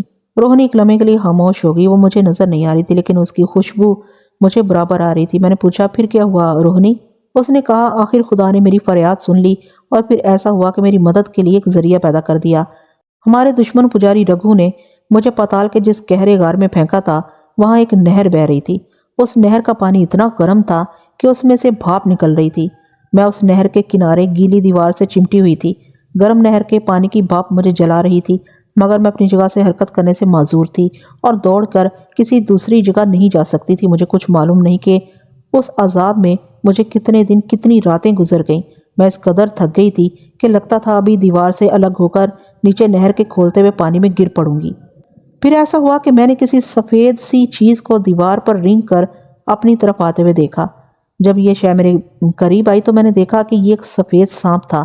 میں ٹکٹکی باندھے سہمی ہوئی نظروں سے سانپ کو دیکھ رہی تھی۔ سانپ چھپکلی کا دشمن ہوتا ہے۔ میں سمجھ گئی کہ سانپ ابھی اپنا منہ کھول کر مجھ پر حملہ کر کے مجھے نگل جائے گا، لیکن سفید سانپ نے ایسا نہ کیا۔ جس طرح انسانوں اور زمین کے اوپر رہنے والے پرندوں جانوروں کی اپنی زبان ہوتی ہے، اسی طرح زمین کے نیچے رہنے والے حشرات الارض کی بھی اپنی ایک زبان ہوتی ہے جس میں وہ ایک دوسرے سے بات کرتے ہیں۔ سفید سانپ نے مجھ سے کہا، گھبراؤ نہیں، میں تمہیں ہڑپ کرنے نہیں بلکہ تمہاری مدد کرنے آیا ہوں۔ میں بڑی حیران ہوئی۔ میں نے اس کا شکریہ ادا کرنا چاہا تو سفید سانپ نے کہا، خاموش رہو، تمہاری آواز دوسرے سانپوں نے سن لی تو تمہارے دشمن کو خبر ہو جائے گی اور پھر میں بھی تمہیں پاتال سے نہیں نکال سکوں گا۔ میں چپ ہو گئی۔ سفید سانپ نے کہا، جیسے میں کہتا ہوں ویسے کرتی جاؤ، میں تمہارے پاس آ رہا ہوں، بڑی احتیاط سے میرے جسم کے ساتھ چمٹ جاؤ۔ سفید سانپ یہ کہہ کر رینگ کر میرے بالکل نیچے دیوار پر آ گیا۔ میں ہمت کر کے اپنی جگہ سے تھوڑی سی ہلی اور پھر اچک کر سانپ کی پشت پر آ کر اس کے جسم سے چمٹ گئی۔ اس کے ساتھ ہی سانپ دیوار پر آگے کی طرف رینگنے لگا۔ وہ دیوار پر اونچا ہو کر رینگ رہا تھا اور وہاں گرم پانی کی بھاپ کی گرمی کم محسوس ہو رہی تھی۔ نہر آگے جا کر ایک طرف کو گھوم گئی۔ سفید سانپ بھی اس طرف مڑ گیا۔ یہ غار بہت لمبا تھا، خدا جانے سانپ کب تک مجھے اپنے جسم سے چمٹائے دیوار پر رینگتا چلا گیا۔ پھر ایسا ہوا کہ نہر کے پانی سے بھاپ خارج ہونا بند ہو گئی اور شدید گرمی کا احساس ختم ہو گیا۔ کچھ اور آگے جا کر گرمی کا احساس بالکل ہی ختم ہو گیا اور اس کی بجائے مجھے ہلکی ہلکی خنکی محسوس ہونے لگی۔ سفید صاحب نے کہا کہ ہم منزل کے قریب پہنچ گئے ہیں۔ ایک جگہ بڑی زبردست گڑ گڑاہٹ کی آواز سنائی دی۔ سفید صاحب نے کہا، گھبرانا نہیں، آگے نہر ایک کنویں میں گر رہی ہے، اس کنویں کی کوئی طے نہیں ہے، اس کنویں کا پانی زمین کے اندر ہی اندر سمندر سے جا کر مل جاتا ہے۔ میں خاموشی سے سانپ کی باتیں سن رہی تھی اور خدا سے دعا مانگ رہی تھی کہ وہ مجھے اس مصیبت سے خیر و عافیت کے ساتھ نکال دے۔ میں بڑی دلچسپی سے روہنی کی داستان سن رہا تھا۔ جب وہ ایک لمحے کے لیے چپ ہوگی تو میں نے پوچھا، پھر کیا ہوا روہنی؟ روہنی نے کہا، پھر ایسا ہوا کہ جہاں زمین کے اندر بہنے والی نہر کا پانی ایک گہرے اندھیرے کنویں میں خوفناک آواز کے ساتھ گرتا تھا، وہاں سے کنویں کی کوئی دیوار اوپر کی طرف بھی جاتی تھی۔ سفید سانپ مجھے لے کر کنویں کی دیوار سے چمٹ گیا اور اوپر کی طرف رینگنے لگا۔ کنویں کی دیوار ایسی تھی کہ جگہ جگہ سے بڑے بڑے نوکیلے پتھر باہر کو نکلے ہوئے تھے۔ سفید سانپ بڑی احتیاط کے ساتھ ان نوکیلے پتھروں کے درمیان سے راستہ بناتا اوپر کنویں کے دھانے کی طرف رینگ رہا تھا۔ چونکہ سفید سانپ نے مجھے بولنے سے منع کر دیا تھا، اس لیے میں نے اسے بالکل نہ پوچھا کہ یہ کس قسم کا کنواں ہے جس کی گول دیوار میں سے اتنے خوفناک پتھر باہر کو نکلے ہوئے ہیں۔ کنویں کے اندر سے گندھک کی تیز بو آ رہی تھی۔ ایک جگہ دیوار کے پتھروں پر سرخ لاوے کی تہ جمی ہوئی تھی۔ سفید سانپ مجھے لے کر اوپر کی طرف رینگتا ہی چلا گیا۔ کافی وقت گزر کے آخر مجھے اوپر روشنی کا گول نقطہ سا نظر آنے لگا۔ جیسے جیسے ہم اوپر کی طرف رینگ رہے تھے، نقطہ بڑا ہوتا جا رہا تھا۔ میں سمجھ گئی کہ یہ اسی کنویں کا دھان ہے۔ جب سفید سانپ دھانے کے قریب آیا تو میں نے دیکھا کہ ایک طرف دیوار پر جمے ہوئے ٹھنڈے لاوے نے اوپر جانے کا ایک قدرتی سا راستہ بنا دیا تھا۔ سفید سانپ اس راستے پر رینگنے لگا۔ آخر ہم کنویں کے دھانے سے باہر نکل آئے۔ میں نے پوچھا، کیا وہ کوئی آسیبی کنواں تھا؟ روہنی نے کہا، نہیں، وہ ایک آتش فشاں پہاڑ تھا جو ٹھنڈا پڑ چکا تھا۔ آتش فشاں پہاڑ کے دھانے سے باہر آ کر سفید سانپ نے مجھے نیچے اتار دیا۔ مجھ میں اب حرکت کرنے کی طاقت آ چکی تھی۔ میں نے دیکھا کہ ہمارے ارد گرد فاصلے فاصلے پر کتنے ہی آتش فشاں پہاڑ تھے جن میں دھماکے ہو رہے تھے اور ان کے دھانوں سے گرم کھولتا ہوا سرخ رنگ کا لاوا ابل ابل کر باہر بہ رہا تھا۔ اگرچہ یہ آتش فشاں ہم سے کافی فاصلے پر تھے لیکن ان کی تپش وہاں تک ہمیں محسوس ہو رہی تھی۔ سفید سانپ نے کہا کہ یہ وہ جگہ ہے جہاں بدروحوں کے اسیب رہتے ہیں۔ میں نے کہا، کیا میں کچھ بول سکتی ہوں؟ سانپ نے کہا کہ اب ہم پاتال سے باہر آ گئے ہیں، تم بات کر سکتی ہو۔ میں نے سفید سانپ سے پوچھا کہ کیا یہ بدروحوں کے اسیب ہمیں کچھ نہیں کہیں گے؟ سفید سانپ نے کہا کہ اسیب بڑے خطرناک اور ظالم ہوتے ہیں وہ انسانوں، حشرات الارض سب کے دشمن ہوتے ہیں۔ وہ ہمیں اس لیے کچھ نہیں کہیں گے کہ میرے منہ میں شیش ناگن کا دیا ہوا مہرہ موجود ہے۔ جس کے پاس یہ مہرہ ہو، بدروح اسیب اس سے ڈرتے ہیں اور اس کے قریب بھی نہیں پٹکتے۔ اس لیے میں نے تمہیں اپنی پیٹھ سے چمٹا لیا تھا۔ اب تم ایسا کرو، اس سے پہلے کہ کوئی اسیب تم پر حملہ کر دے، فوراً میری پیٹھ کے ساتھ چمٹ جاؤ۔ میں نے ایسا ہی کیا اور سفید سانپ کی پیٹھ پر چڑھ کر اسے چمٹ گئی۔ سانپ وہاں سے چل پڑا۔ خدا جانے وہ کس طرح دھماکوں کی ڈرونی آوازیں پیدا کرتے کھولتا ہوا لاوا اگلتے چھوٹے بڑے آتش فشاں پہاڑوں کے درمیان سے بچ بچ کر رینگتا اس علاقے سے آگے نکل گیا۔ اب ہم ایک ایسی جگہ سے گزر رہے تھے جہاں ہمارے ارد گرد نوکیلے ستونوں کی شکل میں سیاہ چٹانیں کھڑی تھیں۔ یہاں ٹرونی پراسرار آوازیں اور کبھی ان آوازوں کی سرگوشیاں سنائی دے رہی تھیں۔ سفید سانپ نے کہا، ڈرنا مت، یہ بدروحوں کے اسیب کی آوازیں ہیں مگر وہ ہمارا کچھ نہیں بگاڑ سکتی۔ ہم ان سیاہ فام خوفناک چٹانوں میں سے گزر گئے۔ پھر ہم ایک ایسے میدان میں آ گئے جہاں پہلی بار مجھے ٹھنڈی ہوا کے جھونکے محسوس ہوئے۔ میں نے اوپر دیکھا تو آسمان پر بادل چھائے ہوئے تھے، دور درختوں کے جھنڈ نظر آ رہے تھے۔ میں نے سفید سانپ سے پوچھا کہ یہ کون سی جگہ ہے؟ اس نے کہا کہ ہم بدروحوں اور اسیبوں کی دنیا سے نکل کر انسانوں کی دنیا میں آ گئے ہیں۔ آگے ایک چھوٹا سا جنگل ہے، جنگل کے آگے ایک شہر ہے، جنگل کے کنارے میں تم سے جدا ہو جاؤں گا۔ چنانچہ جنگل کے کنارے پر آ کر سفید سانپ نے مجھے زمین پر اتار دیا اور کہنے لگا، میں جانتا ہوں تم ایک اچھی روح ہو مگر اپنے ایک گناہ کی سزا بھگت رہی ہو۔ میں یہ بھی جانتا ہوں کہ تمہیں تمہارے دشمن رگھو نے پاتال میں پھینک دیا تھا مگر اب تم آزاد ہو۔ میں نے سفید سانپ سے کہا، پجاری رگھو تو پھر مجھے پکڑ کر پاتال میں پھینک دے گا؟ سفید سانپ نے کہا، وہ ایسا نہیں کر سکے گا۔ میں جانتا ہوں، اس نے تمہیں شیش ناگن کے منتری کے بتائے ہوئے ایک منتر سے شکست دی تھی اور تمہیں اپنے قبضے میں کر لیا تھا مگر اب وہ ایسا نہیں کر سکے گا۔ میں تمہیں شیش ناگن کا مہرہ دیتا ہوں، اس مہرے کو سنبھال کر اپنے پاس رکھنا۔ اس کو اپنے پاس رکھ کر جب تم اپنے دشمن اور قاتل پجاری رگھو پر حملہ کرو گی تو تم اس پر فتح پالو گی اور اسے بڑی آسانی سے ہلاک کر کے اپنے قتل کا بدلہ لے لو گی۔ میں بڑی خوش ہوئی۔ چنانچہ سفید سانپ نے اپنے منہ کی تھیلی میں سے انار کے دانے کے برابر ایک کالے رنگ کا مہرہ نکال کر مجھے دیا اور بولا، یہ شیش ناگن کا مہرہ ہے، یہ تمہارے پاس ہوگا تو رگھو تو کیا، کسی خطرناک سے خطرناک بدروح کا اسیب بھی تمہارا کچھ نہیں بگاڑ سکے گا اور تمہارے قریب بھی نہیں آئے گا۔ میں نے سفید سانپ سے کہا، مگر اس کے بغیر اسیب تم پر حملہ کر دے گا تو تم کیا کرو گے؟ اس نے کہا، میری فکر نہ کرو، میرے پاس شیش ناگن کا آتش ناک منتر بھی ہے، اس کو پڑھ کر پھونکوں گا تو آصیب اور بدروہیں بھاگ جائیں گے اور پھر میں شیش ناگن سے دوسرا مہرہ بھی لے لوں گا۔ تم اسے اپنے پاس رکھو اور پجاری رگھو کو بزم کر کے ہلکے خدا کو اس کے عذاب سے نجات دلاؤ۔ تمہیں اس کی بہت ضرورت ہے۔ میں نے سفید سانپ کا شکریہ ادا کیا اور آخر میں کہا کہ میں ابھی تک چھپکلی کے روپ میں ہوں، میں ایسے انسانوں کی دنیا میں نہیں جانا چاہتی اور میرے پاس طاقت بھی نہیں ہے۔ سفید سانپ نے کہا کہ میرے سامنے آ جاؤ۔ میں زمین پر رینگ کر سفید سانپ کے سامنے آ گئی۔ سانپ نے مجھ پر ایک گرم پھنکار ماری اور اس کے ساتھ ہی میں اپنے اصلی عورت کے روپ میں واپس آ گئی۔ مجھے محسوس ہوا کہ میری ساری طاقت بھی واپس آ گئی ہے۔ سفید سانپ نے کہا انسانوں کی دنیا میں جاؤ اور اپنی طاقت سے دکھی انسانوں کی مدد کرو، کبھی کسی انسان کو تنگ نہ کرنا، کوئی مصیبت زدہ ہو تو اس کی مدد کرنا، اس سے تمہارے گناہ کی بخشش ہو جائے گی۔ یہ کہہ کر سفید سانپ غائب ہو گیا۔ میں رات کے سناٹے میں جنگل کے کنارے اپنے عورت کے روپ میں ساڑی میں ملبوس کھڑی تھی اور سفید سانپ کا دیا ہوا شیش ناکا سیاہ مہرہ میری مٹھی میں تھا۔ روہنی چپ ہو گئی۔ میں اس کی عجیب و غریب حیرت انگیز داستان میں کھو گیا تھا۔ میں نے پوچھا پھر کیا ہوا؟ روہنی نے کہا پھر میں نے ایسا کیا کہ اپنی طاقت کو استعمال کر کے منتر پڑھ کر غائب ہو گئی، کیونکہ آگے کوئی شہر تھا اور رات کے وقت خوبصورت لباس پہن کر اکیلی عورت شہر کی سڑک پر پھرتی عجیب لگتی ہے۔ ویسے بھی میں اس شہر کے بارے میں معلوم کرنا چاہتی تھی کہ یہ کون سا شہر ہے اور میں کس ملک میں ہوں۔ چنانچہ میں جنگل میں داخل ہو گئی۔ روہنی کی طلسمی داستان میں بڑی توجہ اور گہری دلچسپی سے سن رہا تھا، کیونکہ اب یہی عورت مجھے اس مصیبت سے نکال سکتی تھی جس مصیبت میں میں اور زیادہ پھنس چکا تھا۔ میں نے اس سے پوچھا جنگل کے آگے کون سا شہر تھا؟ روہنی نے کہا وہی میں تمہیں بتانے والی ہوں۔ میں جنگل سے گزر گئی۔ اب میرے سامنے ایک شہر کی روشنیاں تھیں۔ میں ایک سڑک پر چلنے لگی۔ سڑک خالی پڑی تھی۔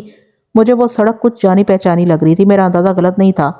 تم یہ سن کر حیران ہوگے کہ وہ شہر بھارت کا قدیم مندروں کا شہر متھرا تھا۔ یہی وہ شہر تھا جس کے ویران شمشان گھاٹ میں ہمارے دشمن پجاری رگھو نے اپنے خاص خفیہ منتر کو پڑھ کر مجھے اپنے قبضے میں کر لیا تھا اور پاتال میں پھینک دیا تھا، مگر اب مجھے اس کے خفیہ منتر کی پرواہ نہیں تھی، اس لیے کہ میرے پاس شیش ناگن کا مہرہ تھا جس کے طلسم کا مقابلہ پجاری رگھو کا کوئی منتر نہیں کر سکتا تھا۔ چنانچہ میں نے اسی وقت فیصلہ کر لیا کہ سب سے پہلے اس بد کردار پجاری رگھو کا کام تمام کر کے اسے ہمیشہ ہمیشہ کے لیے چھٹکارا حاصل کرنا چاہیے۔ مجھے معلوم تھا کہ پجاری رگھو کی بدروح اماوس کی رات کو شہر سے باہر والے شمشان گھاٹ کی یاترا کرنے آتی ہے۔ ابھی اماوس کی رات میں ایک ہفتہ باقی تھا۔ میں نے شہر کے ایک پرانے قلعے میں بسیرا کر لیا اور رات وہیں گزاری۔ دوسرے دن میں عام عورتوں کے حلیے میں متھرا شہر کے صرافہ بازار میں گئی اور وہاں ایک سنار کو شیش ناگن کا مہرہ دے کر کہا کہ اسے چاندی کی انگوٹھی میں جڑ دے۔ میں نے اپنے سامنے شیش ناگن کا مہرہ چاندی کی انگوٹھی میں جڑوا کر اپنی انگلی میں پہن لیا۔ یہ دیکھو۔ روہنی نے ہاتھ آگے کر کے مجھے اپنی انگلی دکھائی۔ اس کی انگلی میں چاندی کی انگوٹھی تھی جس میں انار کے دانے کے برابر سیاہ مہرہ جڑا ہوا تھا۔ کہنے لگی اس کی طاقت سے تم واقف نہیں ہو، اس کی طاقت کا توڑ کوئی بڑے سے بڑا آصیب بھی نہیں کر سکتا۔ میں نے پوچھا پھر کیا ہوا؟ کیا تمہارا اور رگھو کی بدروح کا مقابلہ ہوا؟ تم سنو تو صحیح۔ روہنی بولی میں نے ایک ہفتہ متھرا پرانے کھنڈر میں گزار دینے کا فیصلہ کر لیا، کیونکہ پجاری رگھو کی بدروح کو ایک ہفتہ بعد اماوس کی رات کو اس کھنڈر کے قریب شمشان گھاٹ کی یاترا کو آنا تھا۔ اماوس کی رات آنے میں 2 دن ہی باقی تھے کہ مجھے یکایک تمہارا خیال آ گیا، اور پھر جب میں نے تمہارے حالات معلوم کیے تو مجھے پتا چلا کہ اس وقت تمہیں میری اشد ضرورت ہے۔ تب میں یہاں تمہارے پاس حوالات میں پہنچ گئی۔ میں نے کہا روہنی تم نے اچھا کیا چلی آئی، ورنہ یہ پولیس والے نہ جانے میرا کیا حشر کرتے۔ اب آگے کا کیا پروگرام ہے؟ روہنی نے میرا ہاتھ تھام لیا اور بولی ابھی پجاری رگھو کی بدروح سے نجات حاصل کرنے کا مرحلہ باقی ہے، اور اب یہ بدروح میرا مقابلہ نہیں کر سکتی کیونکہ میرے پاس شیش ناگن کا مہرہ موجود ہے۔ پجاری رگھو کو جہنم واصل کرنے کے بعد ہم دونوں بے فکر اور آزاد ہو کر ایک دوسرے کے ساتھ زندگی بسر کر سکیں گے۔ میں روہنی کے اس خیال سے متفق نہیں تھا، کیونکہ بہرحال روہنی بھی ایک قسم کی بدروح ہی تھی اور وہ انسان نہیں تھی، اور میں ایک بھٹکتی روح کے ساتھ زندگی بسر نہیں کر سکتا تھا۔ مگر ابھی مجھے روہنی کی ضرورت تھی، کیونکہ ایک اور آصیب نتالیہ کی صورت میں میرے پیچھے لگا ہوا تھا۔ مجھے اس سے بھی نجات حاصل کرنی تھی، جبکہ خود روہنی کا کہنا تھا کہ آصیب جو ہوتا ہے وہ بدروح سے زیادہ طاقتور اور زیادہ خطرناک ہوتا ہے۔ اگرچہ اس نے یہ بھی کہا تھا کہ شیش ناگن کا مہرہ اس کے پاس ہے، اور جس کے پاس یہ مہرہ ہو کوئی خطرناک اور طاقتور سے طاقتور آصیب بھی اس کے قریب نہیں پٹکتا، لیکن یہ مہرہ روہنی کی انگوٹھی میں جڑا ہوا تھا اور انگوٹھی روہنی کی انگلی میں تھی۔ اگر میں یہ انگوٹھی کسی طریقے سے اسے لے بھی لیتا تو نتالیہ کے آصیب کا خطرہ میرے سر پر ہر وقت تلوار کی طرح لٹکا رہتا۔ اگر کسی وقت انگوٹھی پہننی مجھے یاد نہیں رہتی تو نتالیہ کا آصیب وہ انگوٹھی غائب کر کے مجھے دوبارہ اپنے قبضے میں کر سکتا تھا۔ یہ اندیشہ مجھے اس لیے تھا کہ میرا دل کہتا تھا کہ نتالیہ اسی لڑکی کا آصیب ہے جس کو روہنی نے شمشان گھاٹ کی کوٹری کے مٹکے سے آزاد کیا تھا اور جس نے مجھے پسند کر لیا ہوا تھا۔ اس کی تصدیق صرف روہنی ہی کر سکتی تھی، چنانچہ میں نے روہنی سے کہا میں بھی رگھو کی بدرو کی موت سے بڑا خوش ہوں گا روہنی، پھر ہم ہنسی خوشی ایک دوسرے کے ساتھ زندگی گزار سکیں گے، لیکن ابھی ہمارا ایک اور دشمن بھی باقی ہے، مجھے اس کا فکر لگا ہوا ہے۔ روہنی نے حیران ہو کر پوچھا وہ کون سا دشمن ہے؟ میں نے کہا شمشان گھاٹ کی آسیبی لڑکی، اس لڑکی کا آصف جس کو تم نے غلطی سے مٹکے کا ڈھکن سرکا کر آزاد کر دیا تھا اور جو مجھ کو پسند کرنے لگی، اب وہ یہ کبھی برداشت نہیں کرے گی کہ میں کسی دوسری عورت کے ساتھ زندگی بسر کروں۔ اور روہنی مجھے یقین ہے جو عورت مجھے مردہ اور نیم مردہ لوگوں کی دنیا سے نکال کر بھارت کے شمالی پہاڑی علاقے کی ویران خانقاہ والے قلعے میں لے گئی تھی اور پھر اس نے وہاں مجھ سے شادی رچائی تھی، وہ وہی شمشان گھاٹ والی آسیبی لڑکی ہی ہے۔ شاید تمہیں میرے ان حالات کا علم نہیں ہے، میں تمہیں اپنی داستان سناتا ہوں کہ تم سے جدا ہونے کے بعد مجھ پر کیا گزری۔ پھر میں نے روہنی کو اس غیبی لڑکی کا سارا قصہ سنا دیا جس نے مجھے مردہ اور نیم مردہ دنیا سے نکالا تھا، پھر مجھ سے زبردستی شادی کر لی تھی اور جس کا نام نتالیہ تھا اور جسے بھاگ کر میں پولیس کی قید میں آ گیا تھا۔ روہنی خاموشی سے میری داستان سنتی رہی۔ جب میں نے اپنی بپتا ختم کی تو اس نے کہا تمہارا اندازہ بالکل صحیح ہے، شیروان وہ لڑکی شمشان گھاٹ کی آسیبی لڑکی ہی ہے اور وہ تمہیں نتالیہ کے انسانی روپ میں ملی اور اس نے تم سے بیاہ رچا لیا کیونکہ وہ تمہیں پسند کرتی تھی۔ میں نے کہا اگر یہ سچ ہے تو میں پہلے سے زیادہ مشکل میں پھنس گیا ہوں، کیونکہ بقول تمہارے آصف جو ہوتا ہے وہ بدرو سے زیادہ طاقتور اور خطرناک ہوتا ہے۔ یہ آصیبی لڑکی تو مجھے کبھی نہیں چھوڑے گی اور مجھے بڑی آسانی سے تلاش کر کے اپنے قبضے میں کر لے گی۔ روہنی بھی کچھ فکر مند ہو گئی تھی، کہنے لگی اس کا فوری طور پر ایک ہی علاج ہے۔ وہ کیا؟ میں نے پوچھا۔ روہنی نے کہا وہ یہ کہ شیش ناگن کے مہرے والی انگوٹھی تم اپنی انگلی میں پہن لو، پھر وہ آصیبی لڑکی نتالیہ تمہارا کچھ نہیں بگاڑ سکے گی۔ میں نے کہا لیکن اس طرح تم خطرے میں رہو گی، رگھو پجاری کی بدرو اور آصیبی لڑکی تمہیں نقصان پہنچانے کی کوشش کریں گے اور تم شیش ناگن کی انگوٹھی کے بغیر ان کا مقابلہ نہیں کر سکو گی۔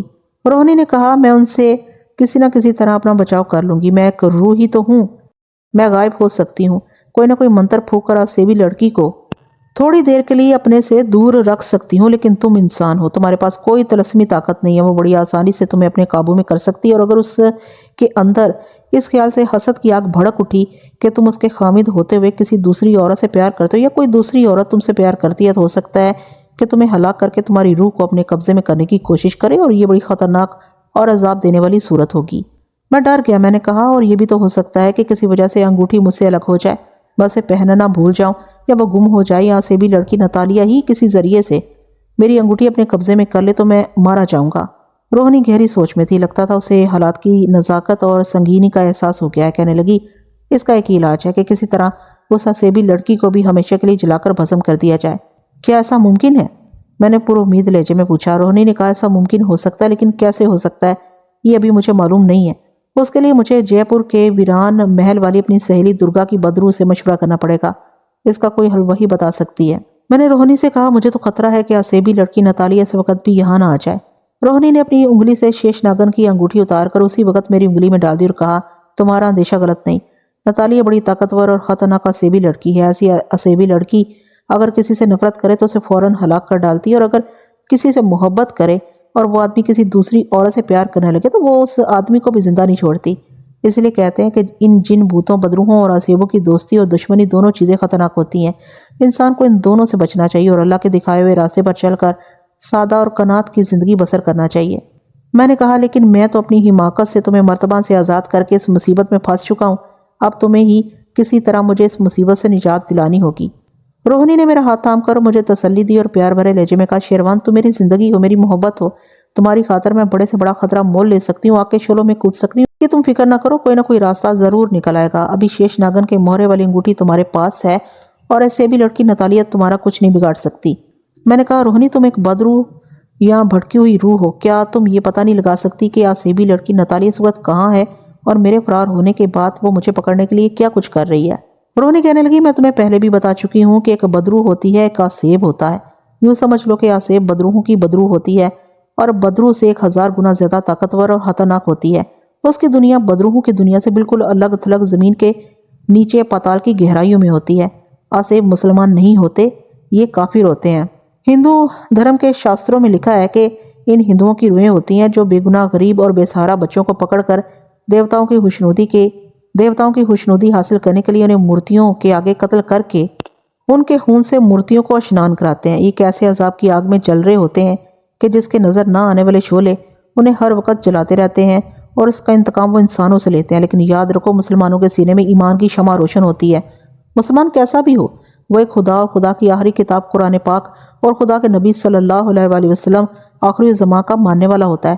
چنانچہ بدروہیں اور آصیب کبھی کسی مسلمان کو نہیں چمٹتے، لیکن اگر کسی وجہ سے کسی مسلمان کا ایمان کمزور ہو گیا ہو اور شرک میں پڑ گیا ہو اور جادو ٹونا کرنے لگا ہو تو یہ بدروہیں اور آصیب بڑی آسانی سے اس پر اپنا سایہ ڈال دیتے ہیں اور پھر اسے اپنی مرضی کے کام کرواتے ہیں۔ میں نے کہا لیکن میں نے کبھی جادو ٹونا نہیں کیا تھا، پھر یہ آصیب میرے پیچھے کیوں پڑ گیا ہے؟